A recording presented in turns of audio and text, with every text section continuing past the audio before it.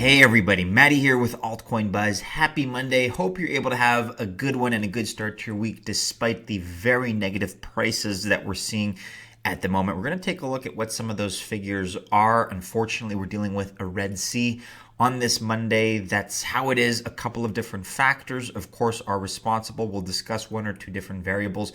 We'll take a look at some other industries that are also suffering for reasons of their own, perhaps. Everything seems to be tied into the coronavirus outbreak, which in some cases, in some instances, is getting worse. In other instances, it's getting better, but people are certainly spooked about it, and it is having ripple effects in pretty much every industry and every sector of finance and the economy. Let's take a look here on CoinMarketCap. As you can see, we're at $228.4 billion total market cap. We've tumbled quite a bit in recent days. Bitcoin today down 9.29%. Ethereum down even further, 11.54%. Bitcoin Cash down 14%. Bitcoin SV down 13.4%. Litecoin tumbling 14.8%. You guys can see the rest of the numbers here. Bitcoin right now at the time of this recording is below $8,000, sitting at $7,936.50. Dominance is still relatively high. I think it could be argued that the altcoins are bleeding out more than Bitcoin in a relative sense. Dominance at 63.4%. You guys can see for yourselves that pretty much with the exception of Unis SED Leo, which is up somehow, everything is down. Projects across the board are suffering. We definitely thought that coins and projects like Bitcoin, those in the crypto space, would be safe haven assets in light of situations that are currently unfolding, situations akin to the coronavirus. I am surprised myself to see this latest price retracement. But let's take a look at a couple of other industries now, specifically the oil industry, and help to put things in perspective. Now, whether you're talking about the Dow Jones, maybe you're discussing the S&P, Asian markets are also part of the discussion. Pretty much everything you look at is down right now. People tend to be saying, and analysts tend to be pointing to the coronavirus as a reason for that, and panic selling. You know, whether or not you're in crypto, panic selling is a universal reality of human nature. People are going to divest themselves of any kind of asset that they can liquefy in an anxious situation.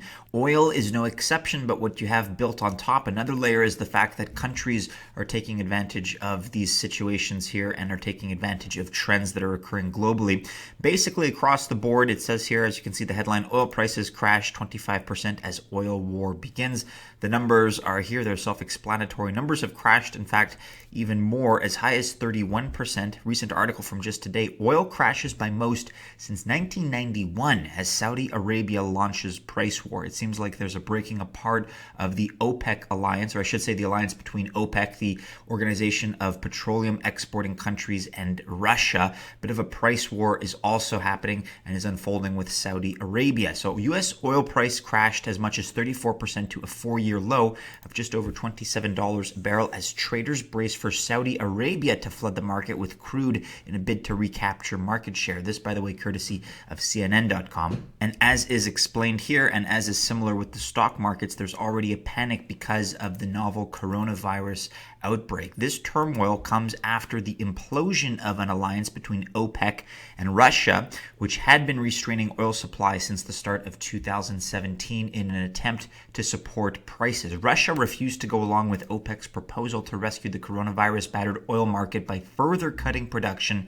at a meeting in Vienna on Friday, and the standoff left the oil industry shell-shocked and sparked a 10% plunge in oil prices Friday. Crude oil was already stuck in a bear market because of sharp drop in demand linked to the coronavirus outbreak. And then meanwhile, you have Saudi Arabia, which has escalated the situation further over the weekend. The Kingdom of Saudi Arabia slashed its April official selling prices by $6 to $8, according to certain analysts, and that was in a bid to retake market share and heap pressure on Russia. So you have a few different factors here. You have discord among the OPEC nations. You have the coronavirus, which is across the board sending prices plunging. And now you have this new price war between Russia and OPEC, between Saudi Arabia and OPEC, and really the rest of the world. So I'm highlighting this not because I'm an expert analyst in the world of crude and Brent oil, but because I'm suggesting that we are not alone in this most recent crash. In fact, I'm suggesting that there are other markets and other sectors that are even more heavily impacted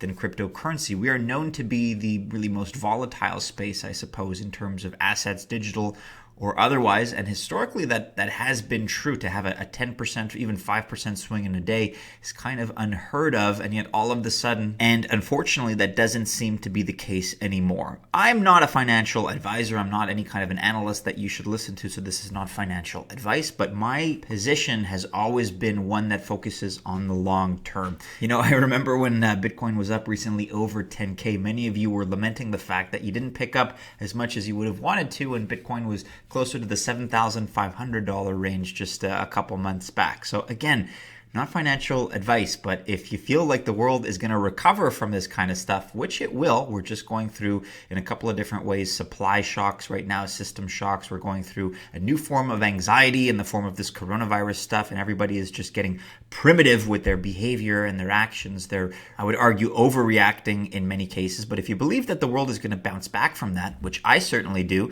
well, then maybe you can look at these prices right now as offering you opportunities, discounted projects. So it wouldn't be a bad idea necessarily to scoop up some of your favorites on the dip. Again, not financial advice, but that is what the long-term investors are going to be doing. They're going to be taking advantage of this situation.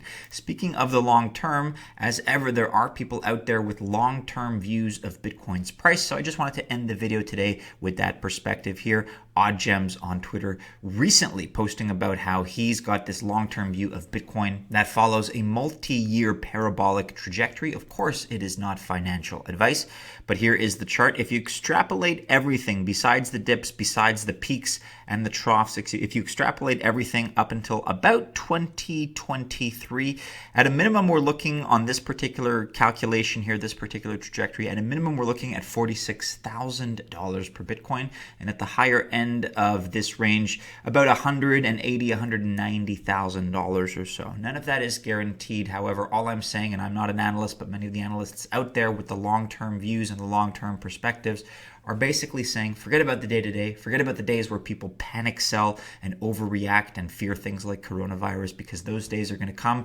Those days are also going to pass. So in the long term, do you believe that we're going to go to somewhere between 46,000 and 180, maybe 190,000? Personally, I do. Again, this lines up with kind of that Tim Draper prediction of 250,000 by 2023. I think it's entirely possible. So again, not financial advice, but just my reaction is going to be, hey, I'm going to be buying more on the dip. It's as simple as that. Let us know your thoughts about this entire situation in the comments below. As always, be safe. And as always, be sure you're following us on all the regular social media channels. Keep checking back into altcoinbuzz.io for all the latest. Go ahead, like, subscribe, share, and hit the bell to receive notifications if you've enjoyed today's video. Best of luck, everybody, if you choose to invest on this Monday. We're giving away another CryptoTag Zeus starter kit this coming Saturday. Be sure to subscribe to Altcoin Buzz on YouTube, like our videos, and comment on our videos for a chance to win. Have a great one, everybody, and as always, we do hope to see you again soon in our next video. Take care.